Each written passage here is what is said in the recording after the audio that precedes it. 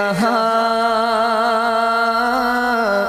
صدائے رمضان۔ بسم اللہ الرحمن الرحیم۔ مولانا صلی وسلم دائما ابدا علی حبیبک خیر الخلق کلہم۔ السلام علیکم ناظرین و سامعین کرام، 9 نیوز HD کے لائیو اسٹوڈیو سے رمضان المبارک کی اسپیشل ٹرانسمیشن صدائے رمضان کے ساتھ آپ کی خدمت میں حاضر ہے آپ کا میزبان محمد لقمان رضا۔ ناظرین و سامعین، یہ اسپیشل ٹرانسمیشن صدائے رمضان المبارک کے بابرکت لمحات میں آپ کی خدمت میں پیش کی جا رہی ہے، اور اس میں مختلف عظیم شخصیات کے حوالے سے بھی گفتگو ہو رہی ہے۔ صحابہ کرام علیہم رضوان، اہل بیت کرام علیہم رضوان کی سیرتوں پر کلام اور گفتگو ہوتی ہے۔ اس کے ساتھ ساتھ کچھ ایسے موضوعات پر ہم گفتگو کر رہے ہیں، ہمارے مہمان شریک گفتگو ہوتے ہیں جو رمضان المبارک کے حوالے سے بھی بہت اہمیت کے حامل ہیں، اور اس کے علاوہ بھی ہماری زندگی میں ان کا ایک اہم کردار ہے۔ اپنے اخلاق کو، کردار کو، زندگی کو سنوارنے کے لیے یہ موضوعات بہت ضروری ہیں، شرعی حوالے سے، اخلاقی حوالے سے، معاشرتی حوالے سے، اور سوشل ایشوز پہ بھی بات ہو رہی ہے۔ آج کا ہمارا موضوع شریعت کے حوالے سے بھی اہم ہے اور ہمارے معاشرتی حوالے سے بھی آج کی ضرورت ہے، زکوٰۃ کی فرضیت، فضیلت اور اہمیت، اور زکوٰۃ ادا کرنے والوں کے لیے اللہ تعالیٰ کی طرف سے کون سے انعامات ہیں، اور زکوٰۃ ادا نہ کرنے والوں کا کیسا برا انجام ہے۔ اس حوالے سے گفتگو ہوگی۔ ہمارے ساتھ شریک گفتگو ہوں گے ہمارے معزز مہمان، اسلامک اسکالر جناب علامہ ضیاء المصطفیٰ قمر نظامی صاحب، جو کہ ایجوکیشن کے شعبے سے منسلک ہیں، اور ان کے ساتھ آقا کریم رؤوف الرحیم علیہ الصلاۃ والتسلیم کی بارگاہ اقدس میں الہی عقیدت پیش کرنے کے لیے ہمارے ساتھ موجود ہوں گے ہمارے معزز مہمان ثنا خان جناب حافظ فیضان علی قادری صاحب۔ میں آپ دونوں معزز مہمانوں کو خوش آمدید کہتا ہوں۔ جزاک اللہ۔ سب سے پہلے علامہ صاحب، زکوٰۃ اگرچہ یہ بہت طویل موضوع ہے، اس پر بہت سا کلام، بہت سی گفتگو کی جا سکتی ہے، لیکن جو ضروری چیزیں ہیں اس کے حوالے سے ان کو آج ہم ڈسکس کریں گے۔ سب سے پہلے تو ہمیں یہ پتہ ہو زکوٰۃ ہے کیا، زکوٰۃ کا لغوی، اصطلاحی، شرعی معنی اور مفہوم کیا ہے، تاکہ ہم ہمارے ناظرین و سامعین اس سے رہنمائی حاصل کر سکیں۔ بسم اللہ الرحمن الرحیم۔ اللہم صلی وسلم علی رسولک الکریم وآلہ الطاہرین، رب اغفر وارحم وانت خیر الراحمین۔ سب سے پہلے آپ کا اور 9 نیوز کی تمام ٹیم کا شکر گزار ہوں کہ جنہوں نے اتنے اہم موضوع کے ساتھ گفتگو کرنے کا موقع دیا ہے۔ زکوٰۃ ایک ایسا نصاب ہے جو اللہ رب العالمین نے امت مسلمہ کو اور پہلی امتوں پر لازم فرمایا۔ یہ ایک ایسا بہترین نظام ہے جس کے ذریعے سے اللہ رب العالمین اپنے غریب اور نادار بندوں کی جو اہتمام فرماتا ہے کہ میرے بندے جو ہیں وہ بھوک کے ساتھ رات کو نہ سوئیں۔ آپ نے سوال فرمایا کہ زکوٰۃ ہے کیا، لغوی تعریف اس کی کیا ہے۔ اگر لغت کی طرف جائیں تو ہمیں 2 معنی ملتے ہیں۔ ایک زکوٰۃ کا معنی پاکیزگی ہے، اور دوسرا اس کا معنی نشو و نما ہے یا بڑھوتری کہہ سکتے ہیں اس کو۔ تو یہ 2 ایک ایسے موضوعات ہیں، ایک الگ الگ ان موضوعات پہ گفتگو ہو سکتی ہے۔ تو زکوٰۃ بظاہر اگر دیکھا جائے تو مال میں سے کچھ پیسہ نکال کر ہم غریبوں کو دیتے ہیں، جو مستحق لوگ ہیں ان کو دیتے ہیں، لیکن حقیقت میں اللہ رب العالمین نے اس کو لازم فرما کے ان 2 معنی کو بھی ساتھ لازم فرما دیا کہ جو بندہ زکوٰۃ دیتا ہے اس کا مال بڑھ جاتا ہے، اس کو پاکیزگی اللہ رب العالمین عطا فرماتا ہے، مال میں برکتیں ہو جاتی ہیں، اس کے مال میں برکات ہو جاتی ہیں۔ قرآن پاک میں اللہ رب العالمین اپنے محبوب صلی اللہ تعالی علیہ وسلم کو ارشاد فرماتا ہے، خذ من اموالہم صدقۃ تطہرہم وتزکیہم بہا، کہ اے محبوب ان سے فرمائیے، ان سے زکوٰۃ کا مال جمع فرمائیے اور غریبوں میں تقسیم فرمائیے۔ پھر فرمایا وتطہرہم وتزکیہم بہا، ان کے مال کو اس زکوٰۃ کے مال کے ذریعے پاک فرمائیے، یعنی یہ جو مال نکالیں گے ان سے ان کا مال پاک ہو جائے گا۔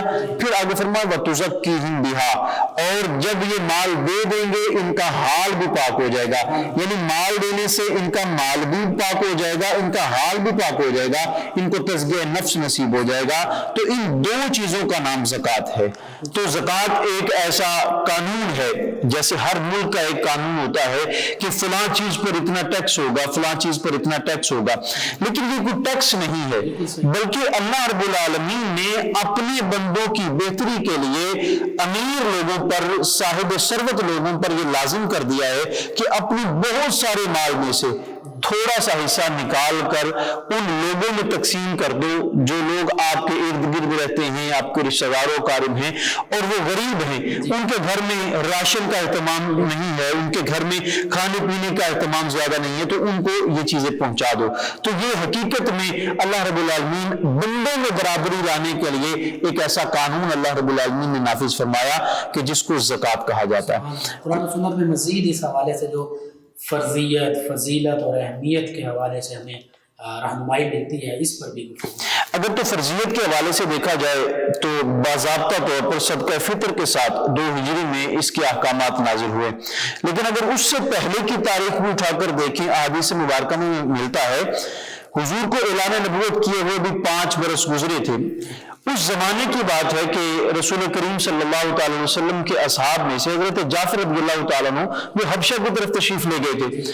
شاہ حبشہ نے پوچھا کہ تم جس نبی کا کلمہ پڑھتے ہو وہ نبی تمہیں حکم کیا دیتے ہیں، ان کی تعلیمات کیا ہیں، ان کے احکامات کیا ہیں، کیا لے کر آئے ہیں؟ تو حضرت جعفر رضی اللہ تعالیٰ عنہ نے ارشاد فرمایا کہ وہ ہمیں نماز کا، زکوٰۃ کا حکم دیتے ہیں۔ تو اس سے پتہ چلتا ہے کہ 2 ہجری میں باضابطہ طور پر مدینہ طیبہ میں اس کے احکامات نازل ہوئے، لیکن اجمالی طور پر اگر دیکھا جائے تو مکہ المکرمہ میں اس کا تصور ملتا ہے، اور مکہ المکرمہ میں بھی اس کے احکامات اور اس کے جو خاص فرضیت جو ہے وہ مدینہ طیبہ میں ہے، لیکن ترغیب جو ہے اور حکم جو ہے وہ مکہ المکرمہ میں بھی بالکل اسی طرح ہی ہے۔ مکہ المکرمہ میں یعنی اس کا جو ہے اجمالی طور پر احکامات نازل ہو چکے تھے، باضابطہ طور پر اس کو 2 ہجری میں مدینہ طیبہ میں یہ تو بار بار قرآن پاک جی، یہ قرآن پاک میں اگر دیکھا جائے زکوٰۃ کا لفظ دیکھا جائے تو وہ قریب 32 مرتبہ گزرا ہے، اور اگر انفاق فی سبیل اللہ کی بات کی جائے جن میں زکوٰۃ بھی شامل ہے، صدقات بھی شامل ہے، دیگر انداز جو اللہ کی راہ میں خرچ کرنے کے ہیں، اگر اس انداز میں دیکھا جائے تو اس کی اتنی اہمیت ہے کہ خالق کائنات نے 84 مرتبہ قرآن پاک میں انفاق فی سبیل اللہ کا ذکر فرمایا۔ تو اللہ رب العالمین نے اس بات کو اتنی اہمیت دی ہے، کبھی فرمایا وَأَقِیمُوا الصَّلَاةَ وَآتُوا الزَّکَاةَ، نماز قائم کرو، زکوٰۃ ادا کرو، یعنی نماز کے ساتھ اس کو ملا کے ذکر کرنے کا ایک مقصد یہ بھی ہے۔ مفسرین کرام فرماتے ہیں نماز انسان کو پاکیزگی دیتی ہے، گناہوں سے دور کرتی ہے، تو یہ انسان کی بدنی عبادت ہے، جبکہ زکوٰۃ ایک ایسی عبادت ہے جو مالی عبادت ہے۔ جیسے نماز کے ساتھ تزکیہ نفس نصیب ہوتا ہے، اسی طرح زکوٰۃ کے ساتھ اللہ رب العالمین مال کو پاکیزگی عطا فرما کے مال کو خرچ کرنے سے انسان کے دل کو پاک فرما دیتا ہے۔ تو یہ اللہ رب العالمین نے ان 2 عبادات کو لازم فرمایا، اور یہ اس میں ایک اور بات بھی میں شامل کرنا چاہوں گا کہ آپ دیکھیں نماز کے بعد زکوٰۃ کا ذکر آیا، اور نماز کے بعد زکوٰۃ کی اہمیت ہے، اور اسلام کے ارکان 5 ہیں، کلمہ شہادت، نماز، روزہ، زکوٰۃ اور حج۔ تو ان میں اگر دیکھا جائے تو نماز کے بعد جس عبادت کی اہمیت سب سے زیادہ ہے وہ زکوٰۃ ہی ہے۔ اس کا اندازہ ہمیں اس سے لگایا جاتا ہے 9 ہجری میں حضور سید عالم صلی اللہ تعالی علیہ وسلم نے حضرت معاذ بن جبل رضی اللہ تعالیٰ عنہ کو یمن کا قاضی بنا کر بھیجا۔ وہاں بھیجتے ہوئے حضور نے ارشاد فرمایا کہ آپ نے ان کو جا کر اللہ اور اللہ کے رسول کا پیغام دینا ہے۔ وہ پیغام کیا ہے کہ اللہ وحدہ لا شریک کے علاوہ کسی کی عبادت نہیں کرنی، اور اللہ کے رسول حضرت محمد صلی اللہ تعالی علیہ وسلم کو اللہ کا نبی ماننا، یعنی کلمہ شہادت کی تلقین کرنی ہے۔ عرض کیا یا رسول اللہ اس کے بعد کیا سبق ان کو سکھانا ہے، ان کے لیے تعلیمات کیا ہے؟ فرمایا جب وہ یہ سبق حاصل کر لیں، سبق سیکھ لیں، ان تعلیمات پہ عمل کر لیں، تمہاری اس بات کو مان لیں، اس کے بعد کہنا ہے کہ تمہارے اوپر اللہ رب العالمین نے 5 وقت کی نماز کو فرض فرمایا۔ عقیدے اور ایمان کی درستگی کے بعد پھر اعمال صالحہ خصوص جو فرائض ہیں وہ بجا لیں. فرائض بجا لیں. ان میں سب سے پہلے فرائض میں اگر دیکھا جائے فرمایا کہ کلمہ شہادت کے بعد آپ نے کہنا ہے کہ 5 وقت کی باجبات نماز ادا کرو. فرمایا اگر وہ 5 وقت کی نماز ادا کرنے لگ جائیں تو اس کے بعد تیسرا سبق کہنا ہے کہ زکوٰۃ ادا کرو. تو اس بات سے اندازہ ہوتا ہے کہ خالق کائنات نے جو احکامات نازل فرمائے ان احکامات کو رسول کریم صلی اللہ علیہ وسلم آگے احکامات نافذ کرنے کے لیے حضرت معاذ بن جبل کو فرماتے ہیں کہ کلمہ شہادت کے بعد نماز اور اس کے بعد زکوٰۃ کا ذکر کرنا. اس سے اس کا اندازہ ہوتا ہے کہ یہ زکوٰۃ کتنی اہمیت کی حامل چیز ہے کہ رسول کائنات نے تیسرے نمبر پر اس کا ذکر فرما کے کہا کہ اس کی تعلیم دینی ہے. تو رسول کائنات صلی اللہ تعالی وسلم نے ساتھ یہ بھی ارشاد فرمایا ان کو کہنا ہے کہ غریبوں نے زکوٰۃ نہیں دینی بلکہ تمہارے جو صاحب ثروت لوگ ہیں وہ اپنے ہی غریب لوگوں میں تقسیم کریں گے. اب یہ کتنا خوبصورت انداز ہے کہ رسول کائنات صلی اللہ تعالی وسلم نے جب یہ فرمایا کہ تم لوگوں نے زکوٰۃ جو امیروں سے اکٹھی کرنی ہے غریبوں میں تقسیم کرنی ہے. ایسا نہیں ہے کہ جیسے پہلی قوموں کے ساتھ ہوتا تھا کہ جب ان کا مال غنیمت جمع ہوتا ہے یا دیگر احکامات بھی اگر دیکھ لیے جائیں تو آسمان سے ایک آگ آتی اس کو اچک کر لے جاتی وہ قبول ہو جاتا. قربانی کے معاملات ہو گئے دیگر معاملات. جب امت مسلمہ کی باری آئی تو کہا تم اپنے لوگوں میں تقسیم کر دو گے وہی ہم قبول کر لیں گے. اور یہ جتنا قریبی بندے کو زکوٰۃ دیں گے رشتہ داروں کو اگر زکوٰۃ دیں گے وہ کوئی حق بنتا ہے کوئی زکوٰۃ لینے کا مستحق ہے تو اگر اس کو زکوٰۃ دیں گے تو بقیہ لوگوں کو دینے کی بنسبت اس کو دینے کا زیادہ اجر ہے کیونکہ یہاں قرابت کا تعلق بھی آ گیا اور ساتھ زکوٰۃ کا وہ حقدار بھی ہے اس لیے اس کو زکوٰۃ دے دے. تو اسلام ہمیں اس جانب راغب کرتا ہے. رسول کائنات صلی اللہ تعالی علیہ وسلم نے زکوٰۃ کے بارے میں بے پناہ مقامات پہ احکامات نازل فرمائے. یہاں پہ میں اس کی اہمیت پہ ایک اور بات یہ کہوں گا کہ حضرت سیدنا صدیق اکبر رضی اللہ تعالیٰ عنہ آپ کا جب زمانہ اقدس آیا تو کچھ لوگوں نے زکوٰۃ کا انکار کر دیا. اب حضرت ابوبکر صدیق رضی اللہ تعالیٰ عنہ نے فرمایا کہ واللہ بخدا میں ان کے خلاف جہاد کروں گا ان کے ساتھ قتال کروں گا. حضرت فاروق اعظم نے عرض کیا امیر المومنین خلیفۃ المسلمین اتنا سخت حکم نہ فرمائیے.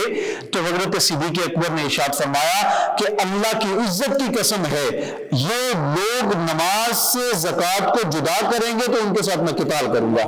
یعنی فرمایا جیسے نماز کا حکم لازم ہے ضروری ہے اسی طرح زکوٰۃ کے احکامات بھی ہیں. جو نماز انکار کرے گا اس کے لیے جو حکم ہے زکوٰۃ کا انکار کرنے والوں کے ساتھ بھی وہی حکم ہے. تو صاحب یہاں پہ سیدنا صدیق اکبر رضی اللہ عنہ کے حوالے سے بہت خوبصورت آپ نے یہ بات کی زکوٰۃ کی اہمیت کے حوالے سے. آپ نے یہ بھی فرمایا کہ جو آقا کریم صلی اللہ علیہ وسلم کے عہد مبارکہ میں زکوٰۃ میں اگر ایک اونٹ کی رسی بھی دیتا تھا تو اب بھی اسی طرح اسے وہ اونٹ کی رسی دینا پڑے گی.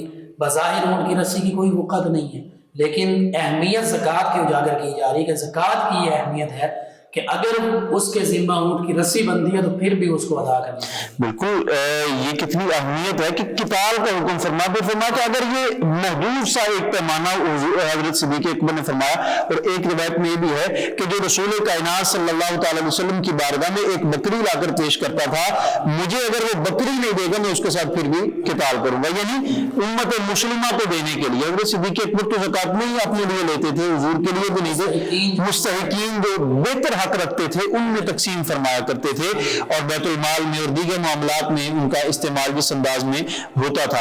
تو حضرت صدیق اکبر نے اس کی اہمیت کو بھی واضح کیا. اب پتہ چلا قرآن میں بھی اس کی بہت اہمیت ہے. رسول کائنات صلی اللہ تعالی وسلم کے زمانے اقدس میں بھی اس کی بہت اہمیت ہے. اور صدیق اکبر پہلے خلیفۃ المسلمین جو ہیں انہوں نے جتنی اس کی اہمیت کو واضح کیا اس سے پتہ چلتا ہے قرآن حدیث اور اجماع اور اصحاب رسول تمام جو آج تک کا امت مسلمہ کا اجماع چلا آ رہا ہے اس سے پتہ چلتا ہے کہ زکوٰۃ کی بہت اہمیت ہے. اور زکوٰۃ دینا ہم بظاہر تو سمجھتے ہیں کہ زکوٰۃ ہم نے دی ہے اور ہمارے مال میں سے کچھ پیسہ کم ہو گیا ہے.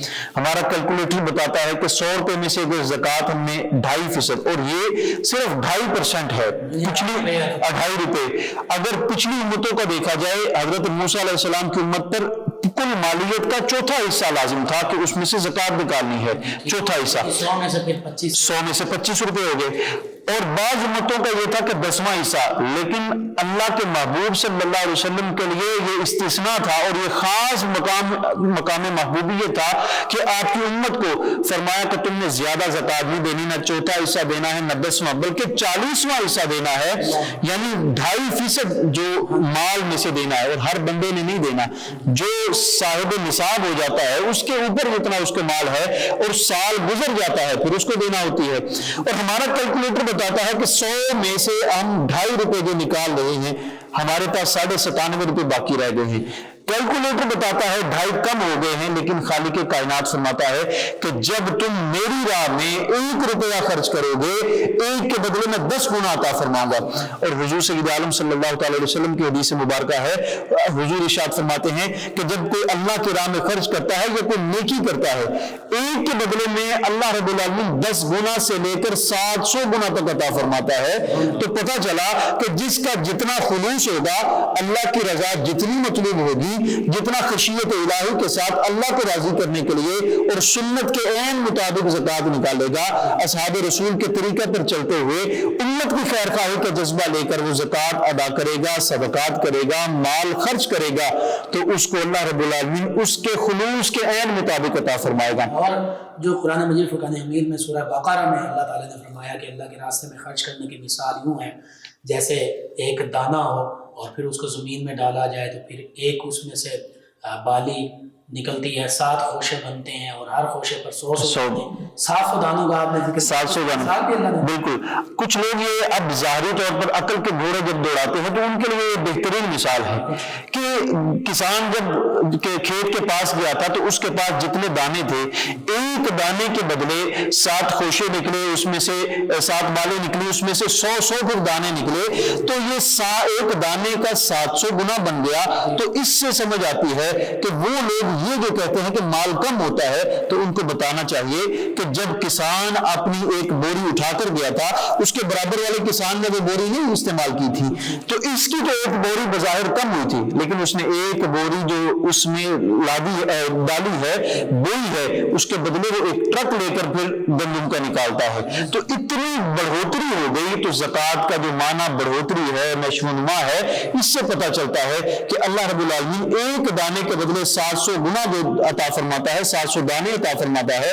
تو یہی اس کی مثال ہے کہ اللہ کی راہ میں جو 1 روپیہ خرچ کرتا ہے، اللہ اس کے بدلے میں 700 گنا عطا فرماتا ہے۔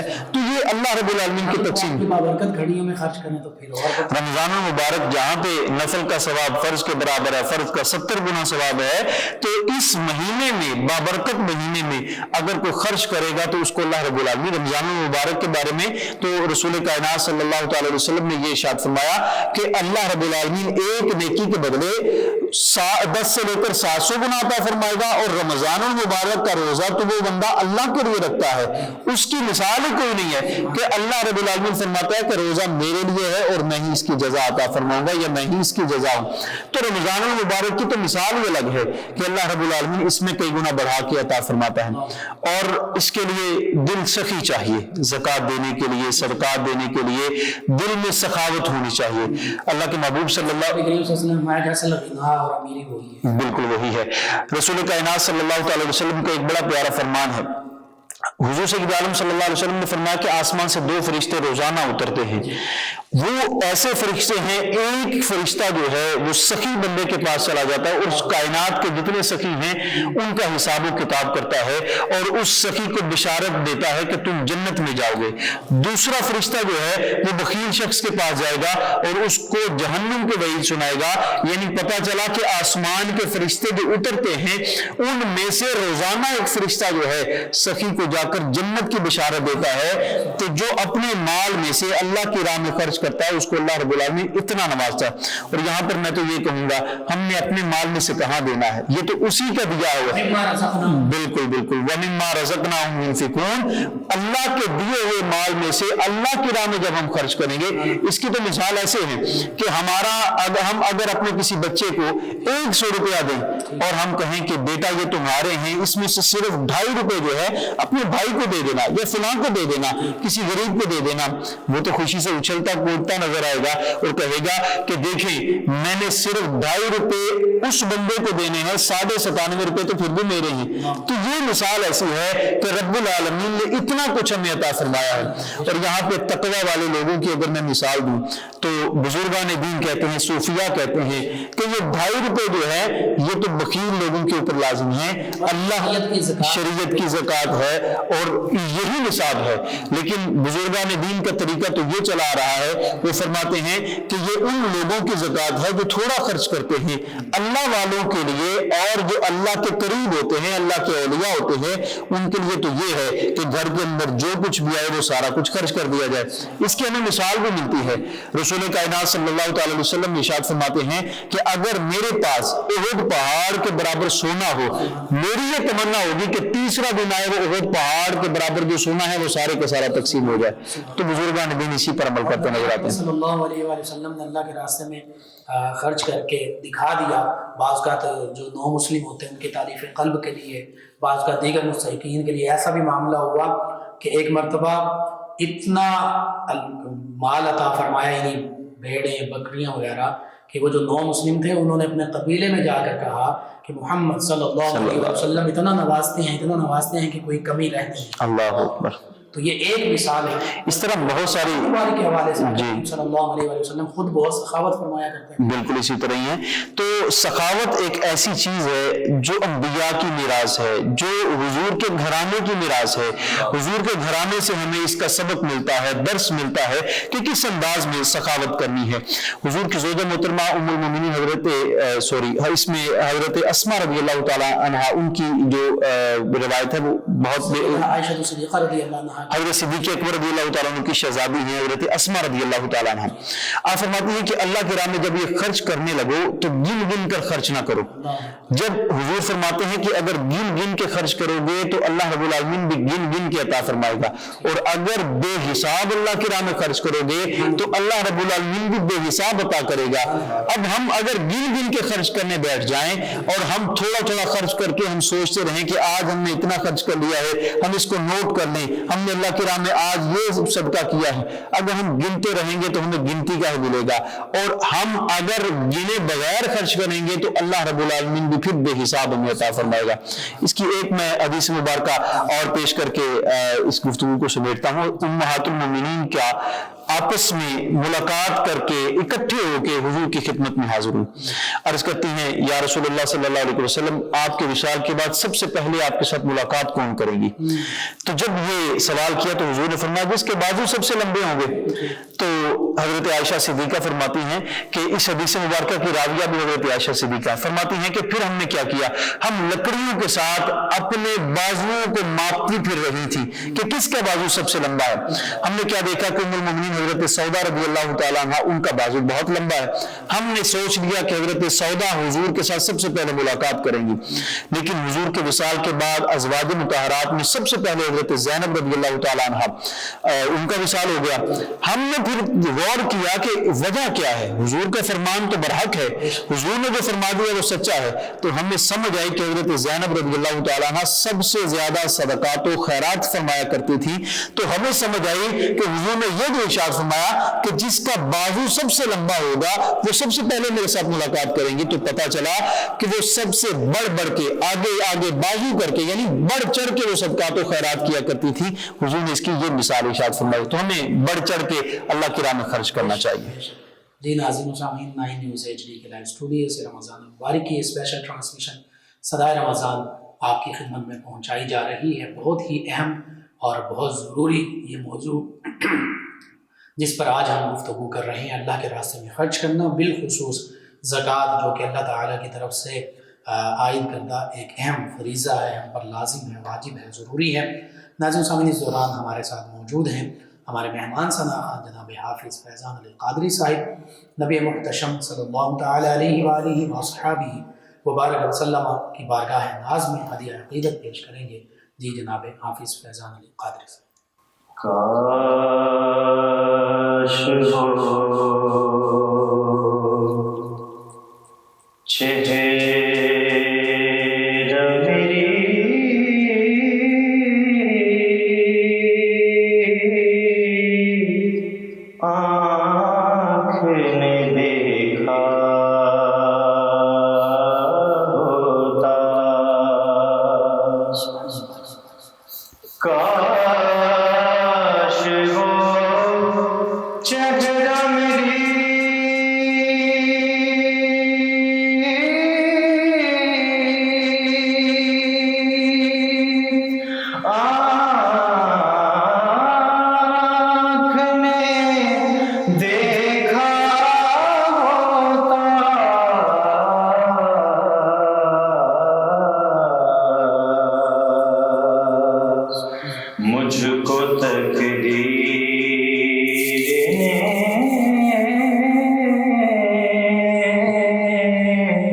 اس دور میں لکھا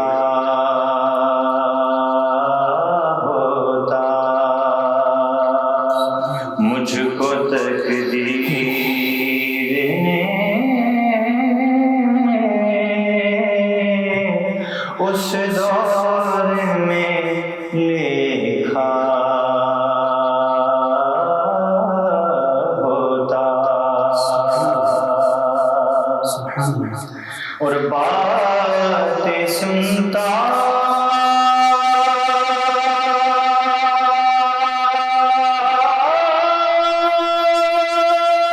میں کبھی پوچھتا مانی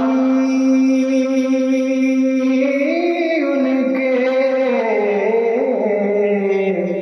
باتیں سنتا میں کبھی پوچھتا مانی ان کے، آپ کے سامنے اصحاب میں بیٹھا ہوتا، آپ کے سامنے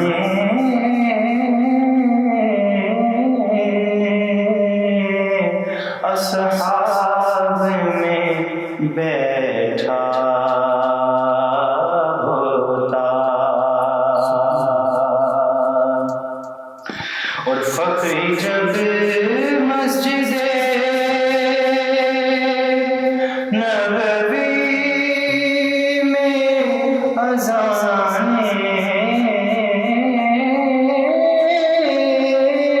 ہوتی، فقیر جب مسجد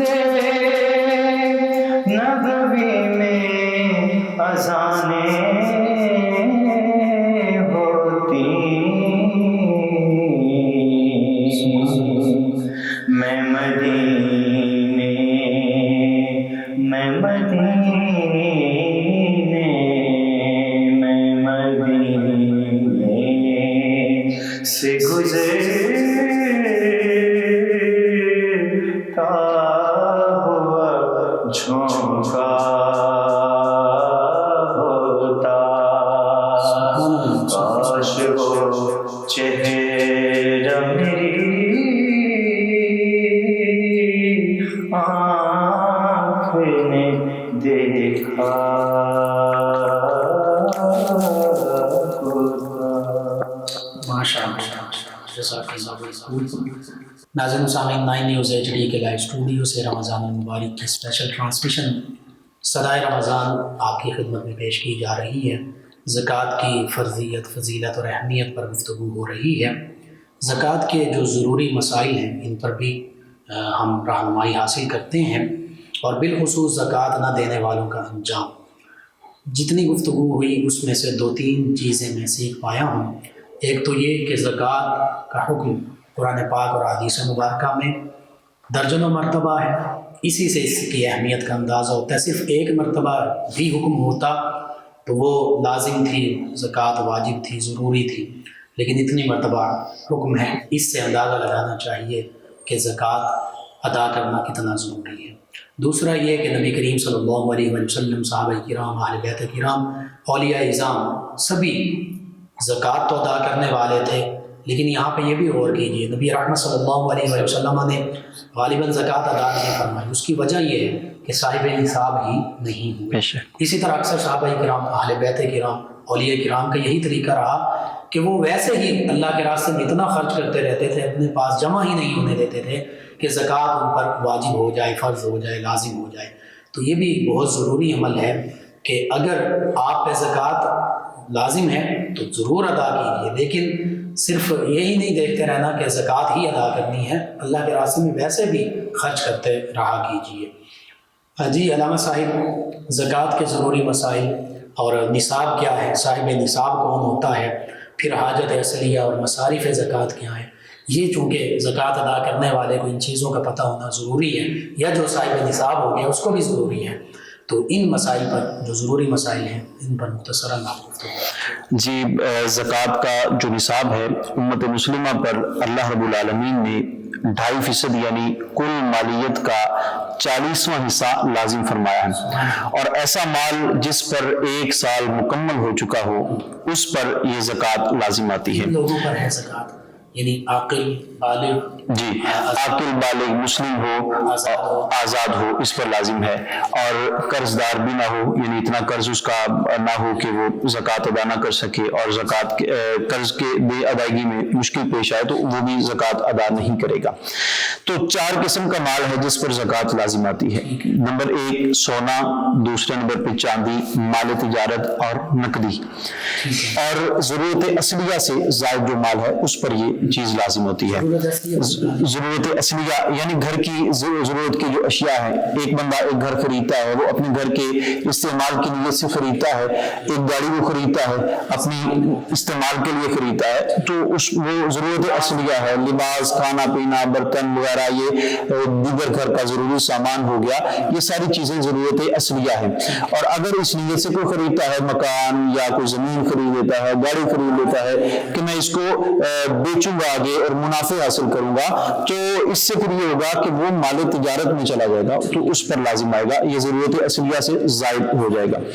تو اگر سونا کسی کے پاس 7.5 تولہ موجود ہو یا اس سے زیادہ ہو تو اس پر زکوٰۃ لازم آ جاتی ہے سال گزرنے پر، جس پر 1 سال مکمل ہو جائے. چاہے خاتون بھی ہو، چاہے خاتون ہو یا مرد ہو، کوئی بھی ہو جو اس کا مالک ہے، جس کی ملکیت میں وہ مال موجود ہے، وہ بندہ چاہے وہ عورت خود سونا پہن رہی ہے یا اس کے پاس پڑا ہوا ہے یا لاکرز میں، یعنی جیسے یہ ضرورت اصلیہ میں شامل نہیں ہوگا، کیونکہ یہ سونا یہ زیور ہے، اور چاہے اس کو استعمال کر رہی ہو، گھر میں پڑا ہوا ہو، کسی دکاندار سونار کے پاس موجود ہے، تو کسی کی طرح بھی سونا جس کے پاس موجود ہے اگر 7.5 تولہ سے زائد یا 7.5 تولہ کی حد تک پہنچ جائے اور سال مکمل ہو جائے تو اس پر زکوٰۃ ہے.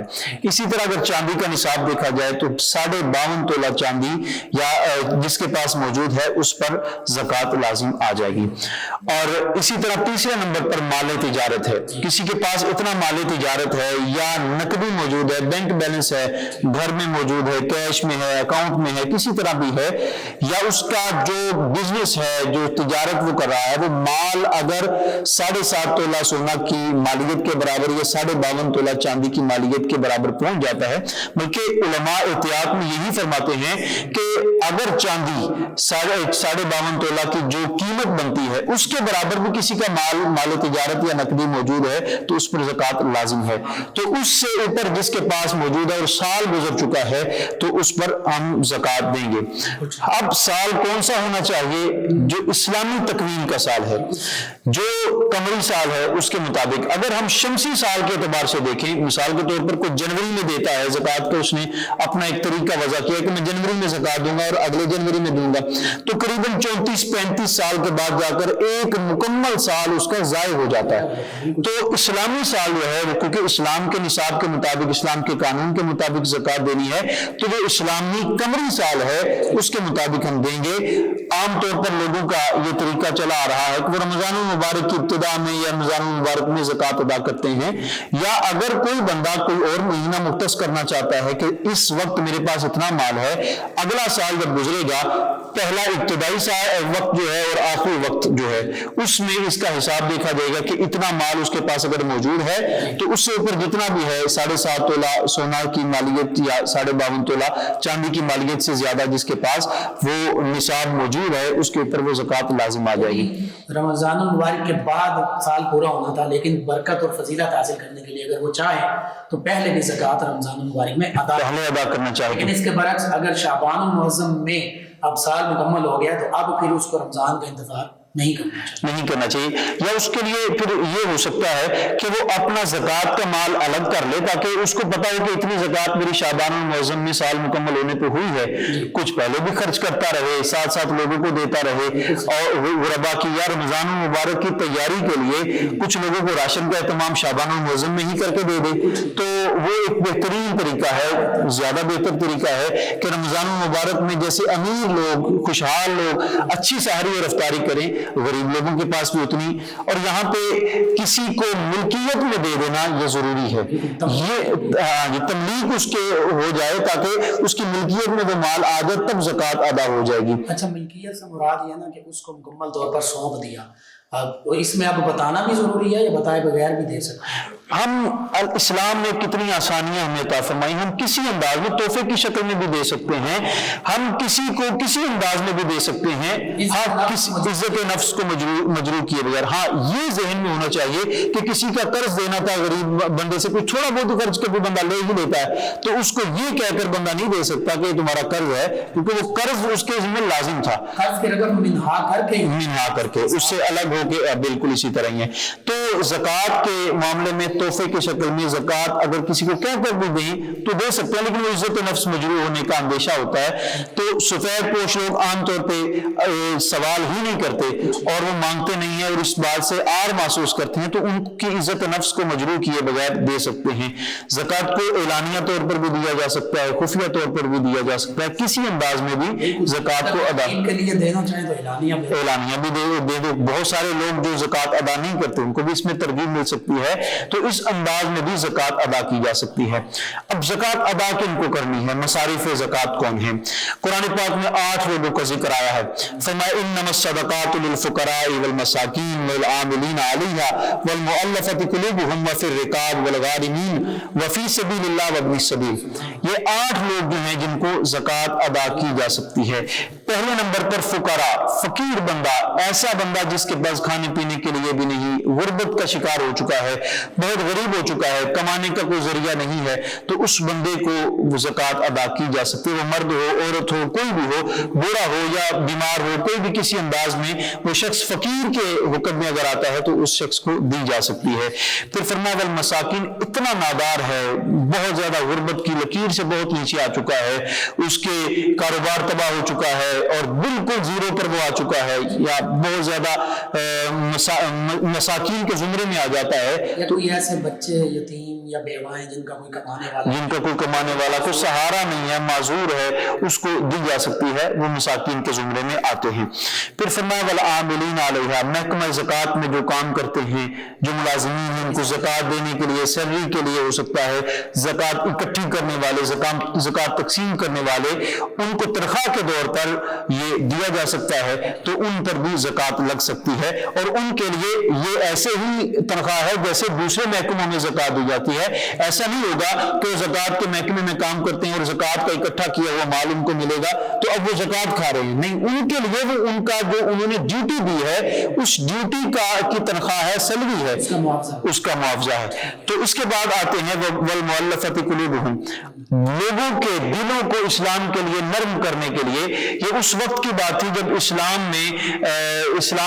پوری طرح پوری دنیا پر نہیں چھایا تھا، یہ اسلام ایسے شہروں میں، ملکوں میں آباد تھا، جیسے مکہ المکرمہ میں مسلمان ہوتے تھے تو لوگ تکلیف پہنچاتے تھے اور ان کو اذیت پہنچانے والے بہت سارے لوگ ہوتے تھے، ان سے مال چھین لیا کرتے تھے، تو ایسے لوگ جو تھے ان کے تالیف قلب کے لیے، ان کے دل کے سکون کے لیے زکوٰۃ کے مال میں سے ان کی مدد کی۔ بعد میں یہ حضرت فاروق اعظم رضی اللہ تعالیٰ عنہ اور اصحاب رسول نے اس کو بعد میں اجماع کے ساتھ اس کو موقوف کر دیا، اس کے بعد اس کے احکامات ختم ہو گئے۔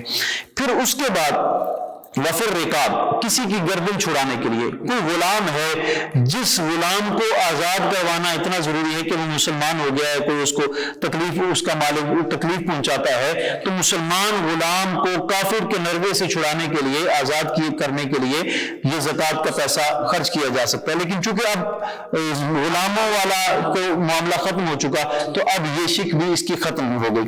اس کے بعد آتا ہے والغارمین، قرض داروں کے قرض ادا کرنے کے لیے.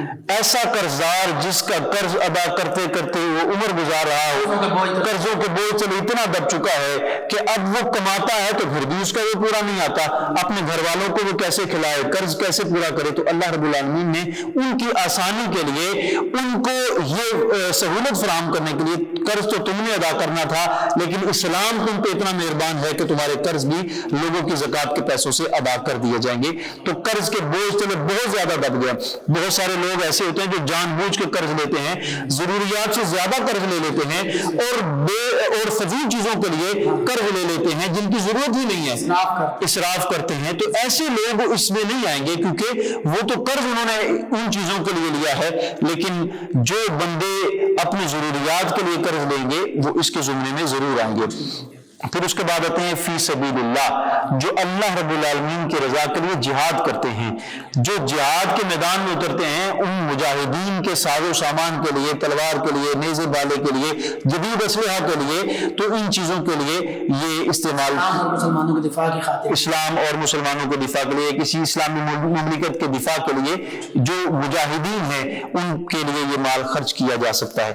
پھر فرمایا وابن السبیل, ایسا مسافر جس بندے کا مال چرا لیا گیا ہو اور کوئی اس کے پاس کوئی موقع, کوئی سہولت نہ ہو کہ وہ سفر میں ہے اور اپنا مال جو ہے وہ کھو چکا ہے, اب اس نے واپس اپنے علاقے میں جانا ہے, مال ختم ہو گیا, تو اس کے لیے یہ مال خرچ کیا جا سکتا ہے. تو یہ 8 ایسے مصارف زکوٰۃ اللہ رب العالمین نے قرآن پاک میں ارشاد فرمائے, ان 8 قسم کے لوگوں پر زکوٰۃ کا مال خرچ کیا جا سکتا ہے. ہر چیز کی وضاحت فرما دی, ہر قرآن پاک نے ہر ایک چیز کو واضح طور پر بیان فرما دیا کہ اس کی تفصیل پہ رسول کائنات صلی اللہ تعالی علیہ وسلم اور اصحاب رسول اور مفسرین کرام نے تو مزید ہماری آسانی کے لیے آسان الفاظ میں ہماری ہی زبان میں بھی مفسرین کرام نے کچھ نے عربی میں تفسیرات لکھے, اور اس طرح آسانی کے لیے امت مسلمہ کے خیر خواہ لوگوں نے ہمارے لیے اس کی وضاحتیں فرما دی. آخر میں اس پر ضرور کلام کیجئے گا. ہم نے فضیلت, فرضیت, اہمیت اور مسائل سبھی پر گفتگو کر لی. اب کوئی بندہ خدا ایسا بھی ہے کہ جو زکوٰۃ جان بوجھ کر نہیں دے رہا اور ہر سال زکوٰۃ کا پیسہ دبا لیتا ہے عام طور پہ, اور پھر سونا چاندی کی زکوٰۃ تو اکثر نہیں دی جاتی, خواتین زیورات کی زکوٰۃ نہیں دیتی عام طور پر جی. تو اس حوالے سے جو خواتین یا مرد حضرات مسلمان سونے چاندی کی زکوٰۃ نہیں دے رہے, یا مال تجارت سے نہیں دے رہے زکوٰۃ, یا بینک بیلنس سے زکوٰۃ ادا نہیں کر رہے, تو ایسے لوگوں کا انجام اسلام کی تعلیمات کی روشنی میں کیا ہے؟ خالق کائنات نے قرآن پاک میں ارشاد فرمایا والذین یکنزون الذهب والفضہ, کہ جو سونا اور چاندی کو ذخیرہ کر کے رکھتے ہیں. اس کے بعد فرمایا کہ اللہ رب العالمین کے اور اللہ کی راہ میں خرچ نہیں کرتے ان کو عذاب کی وعید سنا دیجئے. جب یہ آیہ مبارکہ نازل ہوئی, دردناک عذاب کی وعید سنا دیجئے.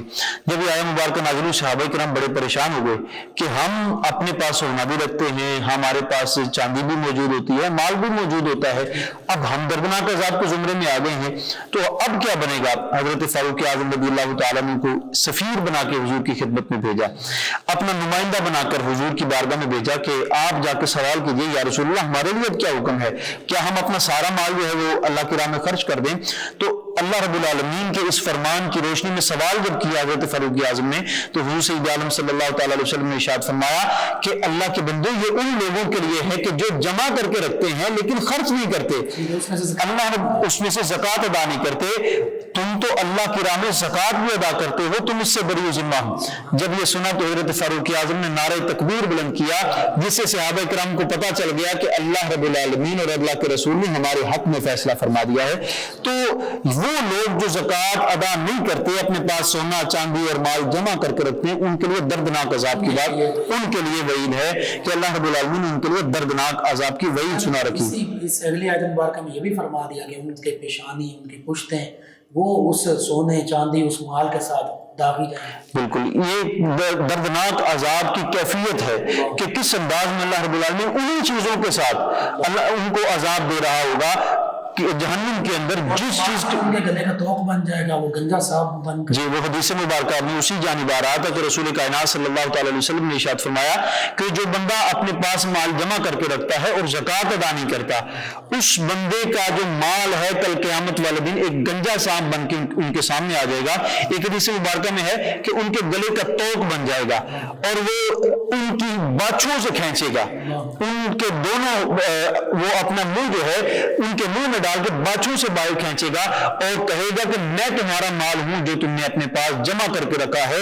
اپنے پاس مال جمع کرتے رہو، اللہ کے راہ میں خرچ نہیں کیا، تو ان کے لیے یہ وعید ہے. یہ اللہ رب العالمین نے کیوں ایسا ارشاد فرمایا؟ اس لیے کہ اگر مال سرکولیشن میں رہے گا تو نظام لوگوں کا برابر ہو جائے گا. یہ اگر ہم دیکھا جائے کہ زکوٰۃ ایک ایسا نظام ہے جس کو اللہ رب العالمین نے رائج فرما کے تمام ملکوں پر احسان فرما دیا.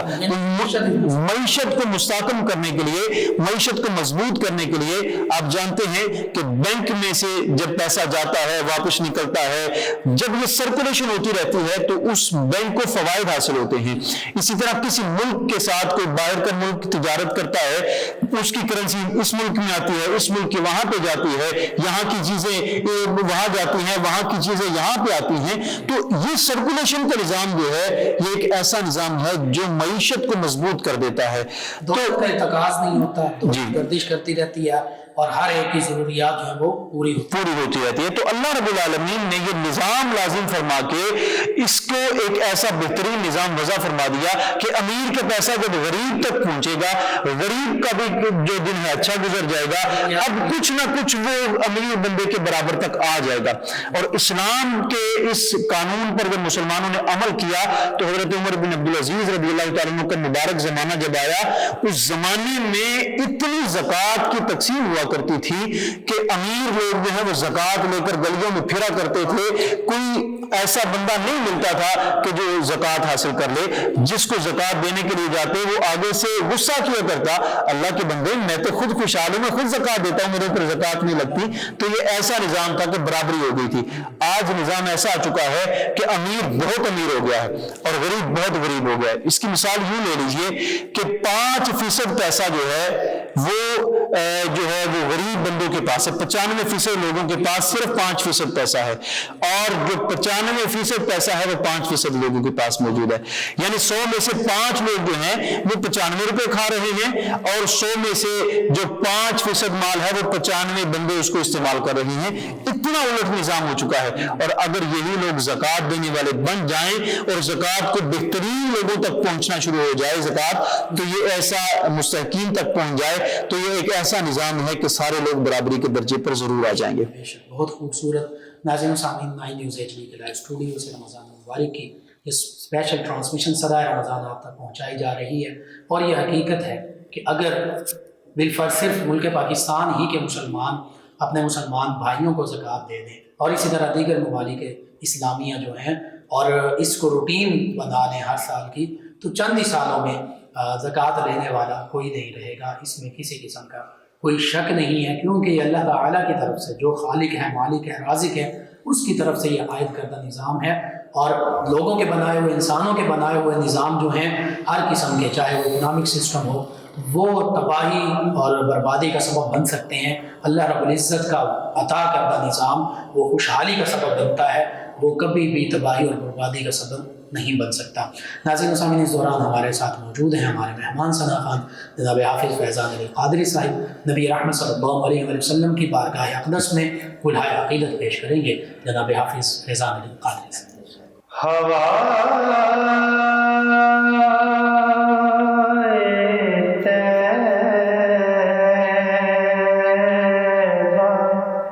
چلی وہ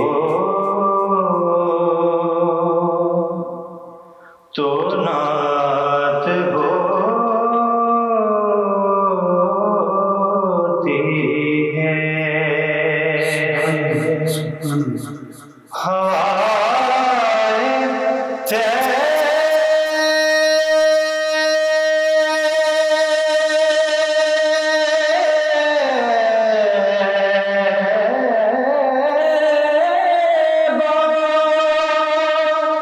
چلی ہو تو نعت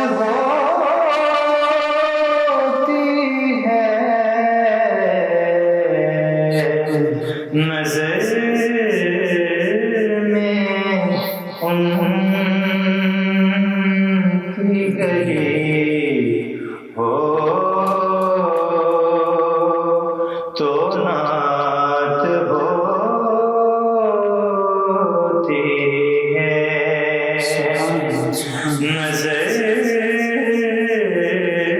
میں ان کی گلی ہو تو نعت ہوتی ہے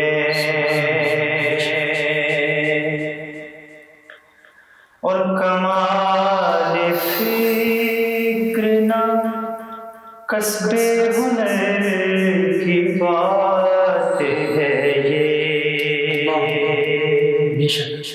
کمال فکر نہ کسب ہنر کی بات ہے یہ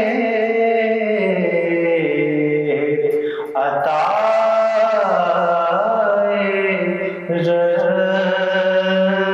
رب جلی ہو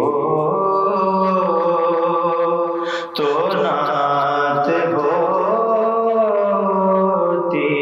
ہے عطائے رب جلی ہو تو نعت ہوتی ہے ارونی کی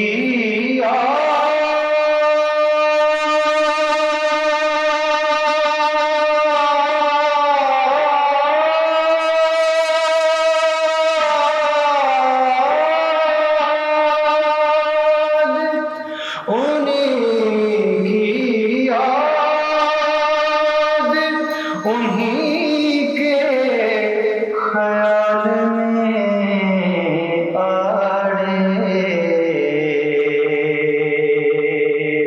انہیں کی یاد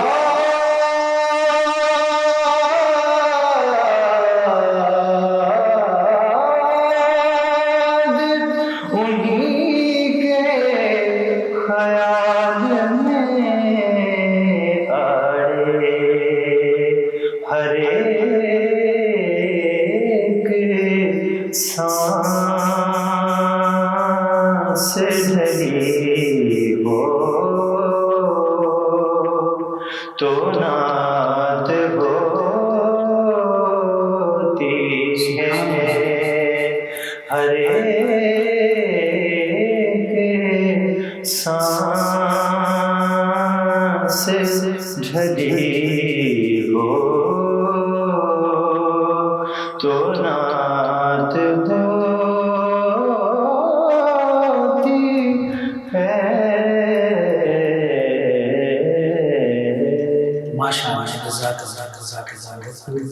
ناظرین و سامعین، 9 نیوز HD کی لائیو اسٹوڈیو سے رمضان المبارک کی یہ اسپیشل ٹرانسمیشن صدائے رمضان آپ کی خدمت میں پہنچائی جا رہی ہے۔ آج کا یہ پروگرام اختتام پذیر ہوتا ہے۔ اپنے میزبان محمد لقمان رضا اور ہمارے معزز مہمانوں کو اجازت دیجیے۔ اللہ نگہبان۔ فیض شاہ جہاں صدائے رمضان